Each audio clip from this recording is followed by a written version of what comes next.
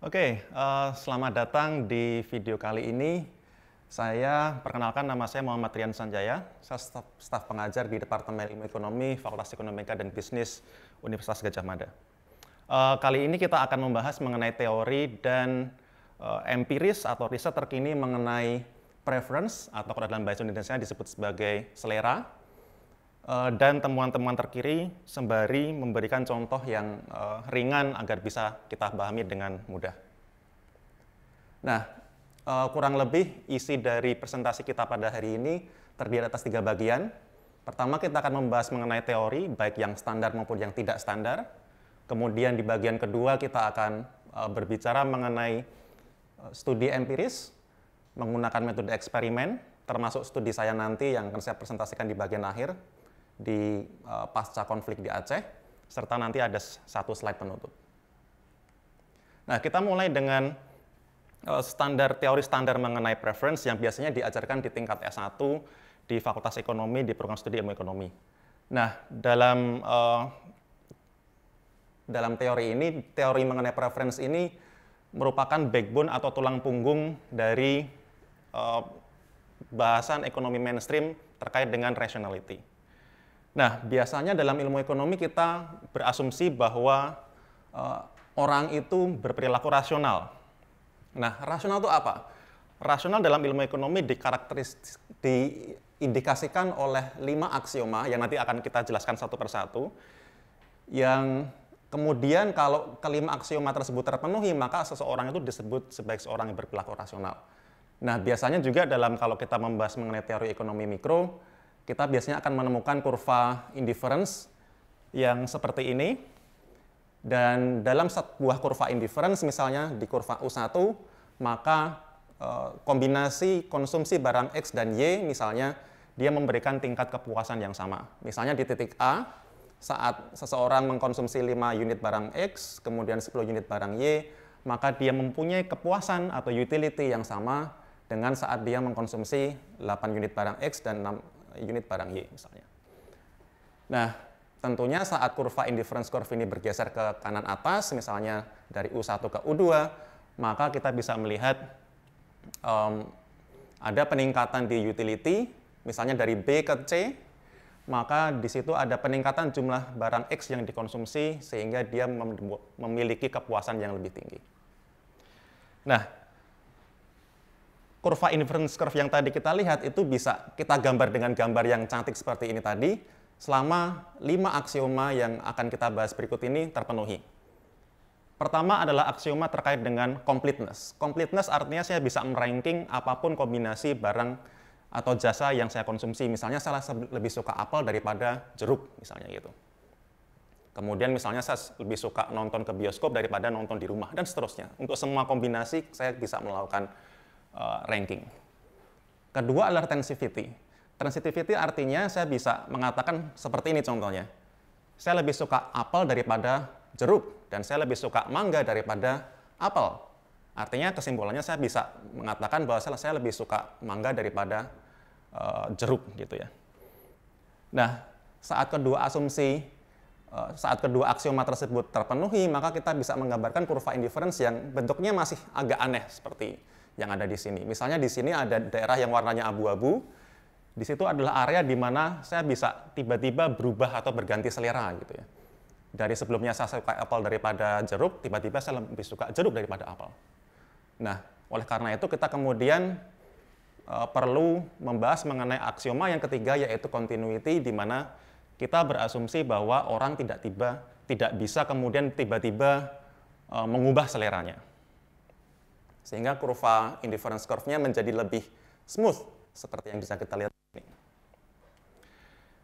Kemudian asumsi yang keempat adalah, atau aksioma yang keempat adalah strict monotonicity, yang dalam bahasa sehari-hari mungkin bisa disebut sebagai more is better. Artinya, saya lebih suka misalkan makan 2 mangga daripada hanya 1 mangga. Terakhir, aksioma terakhir yang kita bahas adalah strict convexity, di mana saya menyukai ada keseimbangan antara jumlah misalkan apel, jeruk, maupun mangga yang saya konsumsi. Jadi saya tidak suka kemudian memilih satu jenis barang terlalu banyak dibandingkan barang yang lain. Oke, kemudian kalau kelima aksioma tersebut, maka kita bisa menggambarkan kurva inference yang sering kita lihat di kelas-kelas teori ekonomi mikro. Nah, itu tadi yang standar. Yang tidak standar bagaimana? Ada beberapa teori yang tidak standar terkait dengan selera. Nah, teori-teori ini biasanya dikategorikan atau dikelompokkan menjadi 3 kategori. Pertama adalah terkait dengan social preference, yang kedua adalah interdependent preference, yang ketiga adalah intention-based reciprocity. Kita nanti akan membahas hanya yang pertama, yang social preference, beserta beberapa contohnya. Tapi pada intinya saat kita membahas mengenai interdependent preference yang kedua di situ, maka selera atau preferensi kita itu tergantung pada selera atau preferensi orang lain. Jadi ada saling ketergantungan antara satu individu dengan individu yang lain. Tetapi kalau kita menggunakan teori yang standar, maka selera saya tidak dipengaruhi oleh selera orang lain. Kemudian yang ketiga adalah intention-based reciprocity, yang artinya misalkan saya beranggapan bahwa saya berbuat baik kalau saya punya indikasi atau saya menduga bahwa orang lain juga berbuat baik. Jadi ada sifat resiprokal di situ. Kita membahas mengenai social preference. Ada 3 jenis social preference yang bisa kita diskusikan secara singkat. Yang pertama adalah altruism atau prososial. Ini sederhana banget contohnya. Jadi misalnya kita ngasih zakat, kita ngasih sedekah ke orang lain. Kita memberikan uang dari kita yang mungkin lebih kaya kepada orang yang lebih miskin. Jadi ini perilaku yang baik gitu ya kalau dalam bahasa sehari-hari. Dan ini tidak rasional kalau kita menggunakan teori ekonomi yang standar. Karena kalau kita menggunakan teori ekonomi yang standar, kita dirugikan ya kalau kita kemudian memberikan uang ke orang lain. Karena kita kemudian tidak bisa membeli barang sebanyak yang kita inginkan, karena uang kita berkurang untuk orang lain. Itu altruism. Yang kedua adalah inequity aversion, itu artinya saya tidak suka ada ketimpangan. Apakah saya yang lebih tinggi dari yang lain atau saya lebih rendah daripada yang lain. Jadi saya akan selalu berusaha untuk mengurangi ketimpangan tersebut. Yang ketiga yang mungkin lebih menarik adalah spite atau perilaku antisosial. Ini kebalikannya contoh pertama tadi, kebalikan dari sedekah tadi. Jadi di sini kita mengambil uang milik orang lain, tapi uang tadi tidak kita ambil buat kita sendiri, tapi misalkan kita buang atau kita bakar gitu ya. Nah, di bagian akhir dari video ini nanti saya akan menunjukkan penelitian saya terakhir terkait dengan spite atau antisocial behavior dengan menggunakan metode eksperimen. Nah, itu adalah sebagian dari teori yang tidak standar terkait dengan preference. Nah, sekarang kita masuk di beberapa contoh empiris mengenai bagaimana kita bisa mengetahui mengenai preferensi seseorang, dan untuk kasus ini saya akan fokus hanya pada eksperimen terkait dengan perilaku antisosial. Nah, menggunakan eksperimen dalam ilmu ekonomi biasanya dilakukan dengan metode seperti ini. Pertama, sebelum hari H pelaksanaan eksperimen, biasanya peneliti akan membuat pengumuman dia membutuhkan rekrutmen sekian orang untuk datang di hari tertentu gitu ya. Kemudian saat para peserta datang, biasanya mahasiswa, mereka biasanya kemudian masuk ke sebuah ruangan lab komputer misalnya, kemudian mereka diminta untuk duduk di dalam kubikel sehingga ada privasi, ada anonim gitu. Jadi apapun yang dilakukan oleh individu tersebut tidak bisa diketahui atau dilihat oleh individu yang lain, peserta yang lain. Dan dalam sebuah eksperimen, hampir pasti ada instrukturnya, yang dia akan membacakan petunjuk eksperimen. Kemudian, peserta mereka akan diberikan uang yang sungguhan. Mereka akan diberikan uang, misalnya di contoh kita di sini, semuanya akan mendapatkan uang yang sama, yaitu Rp100.000 misalnya. Kemudian, peserta mereka akan dipasangkan dengan peserta yang lain yang ada dalam ruangan tersebut, tapi mereka tidak tahu siapa pasangan mereka. Dan pemasangan ini, apakah si A dipasangkan dengan si B, C dengan D, itu sifatnya acak, random. Jadi kita tidak tahu, kita sebagai peserta misalnya, kita tidak tahu bagaimana saya akan dipasangkan dengan yang lain, kecuali bahwa saya dikasih tahu ini sifatnya random, acak gitu ya. Nah, ini poin utama dari eksperimen antisosial. Jadi dalam antisocial behavior eksperimen, para peserta mereka diberi kesempatan untuk mengurangi, atau dalam istilah kita di sini membakar uang milik orang lain. Nah, misalnya di contoh kita di sini, si instrukturnya bisa mengatakan kepada peserta, kalian boleh membayar 5.000 untuk menghancurkan 50.000 uang milik orang lain. Boleh di sini artinya kita juga boleh tidak melakukan itu. Jadi kita semacam mempunyai dua pilihan, kita boleh mengurangi uang milik orang lain, atau kita biarin aja. Kayak gitu. Kemudian dari situ kita bisa lihat nanti kalau eksperimen sudah selesai, kalau ada yang memilih perilaku memilih membayar 5.000 misalnya untuk mengurangi 50.000, berarti dia berperilaku antisosial dan berarti preferensi dia tidak standar. Nah, satu juga yang penting dalam eksperimen dalam ilmu ekonomi adalah berapa banyak kompensasi yang didapat peserta itu tergantung pada tindakan yang dilakukan oleh peserta tersebut. Jadi di sini individu A, B, C, D, E dan seterusnya mereka bisa jadi punya kompensasi nominal yang jumlahnya berbeda-beda gitu. Misalnya di sini si A hanya mendapatkan 95.000. Kenapa? Karena misalkan si A ternyata dia memilih mengurangi uang pasangannya. Sehingga dia uangnya berkurang dari 100.000 menjadi 95.000. Sementara si B karena dia berperilaku baik misalnya dengan dia tidak mengurangi uang si A, tapi si A ternyata mengurangi uangnya dia, maka uang si B berkurang menjadi hanya Rp50.000. Jadi bisa nominalnya bisa beda-beda. Nah, studi mengenai antisocial behavior ini bisa kita lacak dengan dari dua literatur yang besar. Yang pertama yang di sebelah kiri di situ adalah Money Burning Game, dikembangkan oleh Zizo dan kawan-kawan pada tahun sekitar 2001, jadi ini masih relatif baru.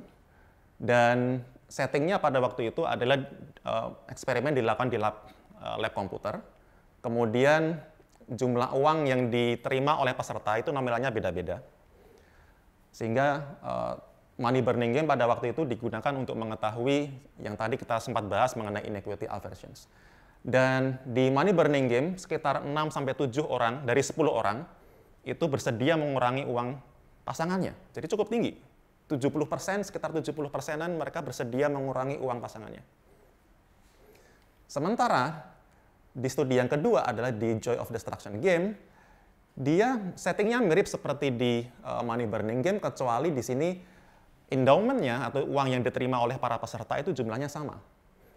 Nah, sehingga kita bisa mengatakan bahwa untuk Joy of Destruction Game, dia digunakan untuk mengetes spite atau mengetes purely antisocial behavior. Dan kita bisa duga juga dan tampak juga di situ bahwa jumlah atau persentase dari burn rate lebih rendah daripada kalau kita melihat di money burning game eksperimen. Nah, itu tadi beberapa cikal bakal antisocial behavior experiments, dan di bagian terakhir sebelum konklusi, sebelum kesimpulan kita pada video kali ini, saya akan membahas mengenai eksperimen saya pada tahun 2018 di Aceh. Jadi settingnya atau konteksnya adalah seperti ini. Jadi konteksnya adalah ada konflik di Aceh.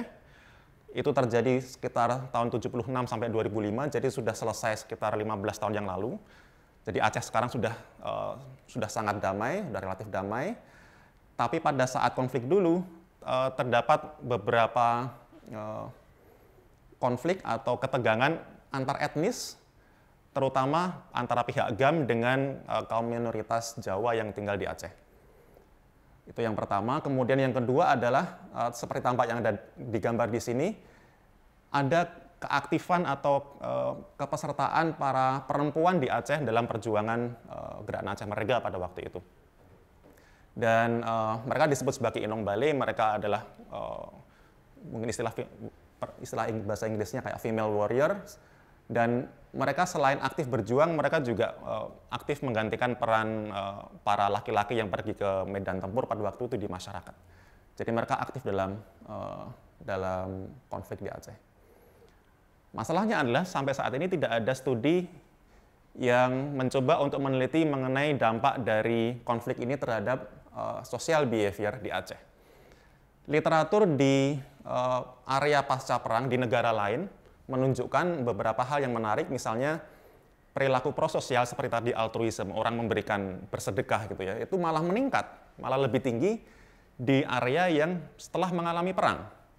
Ini merupakan studi kombinasi, dia mencoba melakukan meta-analisis dari beberapa sekitar 20-an studi, kemudian mereka menyimpulkan dari 20-an studi tersebut, kesimpulannya adalah prosocial behavior itu lebih tinggi di area yang setelah mengalami konflik. Tapi bagaimana dengan antisocial behavior? Sampai sekarang tidak terlalu banyak studi dari yang menggunakan metode eksperimen ekonomi yang meneliti tentang antisocial behavior di daerah pasca konflik. Sehingga kita akan lihat nanti di slides berikutnya. Jadi eksperimennya adalah lab in the field. Lab in the field artinya saya menggunakan pendekatan yang sama seperti di lab, tapi dilakukan di lapangan. Jadi eksplisitnya contohnya adalah saya dan tim pergi ke 10 kampung di Aceh, kemudian kami berkeliling, kemudian melakukan eksperimen di tiap kampung tersebut. Jadi waktu itu kami pergi ke 2 kabupaten di Aceh, dan prosedurnya sama seperti kalau kita lakukan mirip seperti kalau kita lakukan di lab komputer. Dan kami pada waktu itu menggunakan satu variasi dari Joy of Destruction game, di mana nanti saya akan jelaskan detailnya sebentar lagi. Dan sebagian hasil dari eksperimen ini sudah kami terbitkan di Journal Economics Letters tahun 2019 kemarin. Jadi seperti yang tadi saya sudah sebutkan bahwa ini dilakukan pada tahun 2018 di 2 kabupaten di Aceh, dan ini menggunakan pen and paper, artinya peserta mendapatkan kertas dan mereka akan menuliskan apapun yang mereka jawab di situ. Kemudian seperti dibayangkan ini tidak sebersih atau tidak steril dibandingkan kalau dilakukan di lab. Misalnya di situ, digambar di situ, kita nampak bahwa tidak ada sekat yang jelas antara satu peserta dengan peserta yang lain. Kemudian masalah yang lain mungkin kehadiran dari peserta mungkin dipengaruhi oleh ada pengaruh dari kepala kampungnya atau kepala desanya. Nah, dalam eksperimen ini kami meminta peserta untuk memilih antara dua jenis pilihan. Pertama, apakah dia akan membayar Rp3.000 untuk mengurangi uang Rp30.000 milik pasangannya, atau dia tidak memilih opsi tersebut. Gitu. Dan yang lebih menarik lagi di sini adalah poin kedua, yaitu decisions atau pilihan apapun yang dilakukan itu tergantung pada etnisitas, suku, atau jenis kelamin pasangannya. Misalnya kalau pasangannya laki-laki Aceh misalnya, maka apakah dia akan mengurangi atau tidak. Kalau pasangannya laki-laki Jawa, dan seterusnya. Gitu. Kemudian endowment-nya untuk eksperimen pada kali ini jumlahnya sama. Jadi ini murni untuk mengukur spike. Ini contoh salah satu tim peneliti kami yang waktu itu sedang memberikan uang pasca eksperimen selesai untuk kompensasinya. Jadi ini benar kita menggunakan uang beneran gitu ya. Jadi saat uangnya hilang 30.000, beneran hilang 30.000. Nah, hasilnya kurang lebih seperti ini. Jadi sekitar 1 dari 4 peserta memilih untuk mengurangi uang pasangannya. Nah, di antara kemudian poin kedua adalah di antara dari peserta yang berasal dari Aceh, mereka lebih sering melakukan perilaku antisosial saat pasangannya dari Jawa.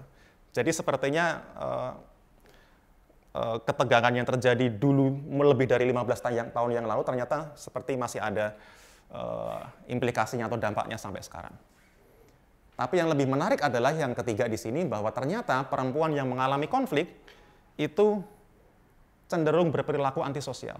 Mengalami konflik artinya mereka cedera dari konflik selama konflik, atau keluarganya cedera atau meninggal selama masa konflik tersebut. Dan mereka, para perempuan di Aceh pada waktu itu, mereka cenderung berperilaku antisosial dibandingkan laki-laki yang juga cedera misalnya. Hasil ini juga punya sedikit implikasi ke kebijakan. Misalnya kita perlu mendorong kepada pemerintah Aceh untuk mempererat hubungan antar etnis. Kemudian isu-isu gender juga perlu diakomodasi dalam keseharian masyarakat Aceh di sana. Oke, kita masuk ke bagian terakhir. Jadi kita bisa menyimpulkan dalam paparan singkat pada hari ini, pada video kali ini, bahwa saat kita membahas teori, itu sifatnya abstrak. Tetapi saat kita kemudian menggunakan teori tersebut, atau kita ingin menguji teori tersebut menggunakan metode empiris, atau dalam contoh saya menggunakan metode eksperimen, maka kita bisa memahami atau bahkan memecahkan masalah-masalah yang real di dunia. Kemudian yang ketiga, studi empiris kadangkala juga punya implikasi yang langsung kepada kebijakan seperti yang tadi kita lihat di slide sebelumnya. Oke, saya rasa itu video kita atau presentasi kita pada hari ini. Terima kasih atas perhatiannya, kita ketemu lagi di lain kesempatan.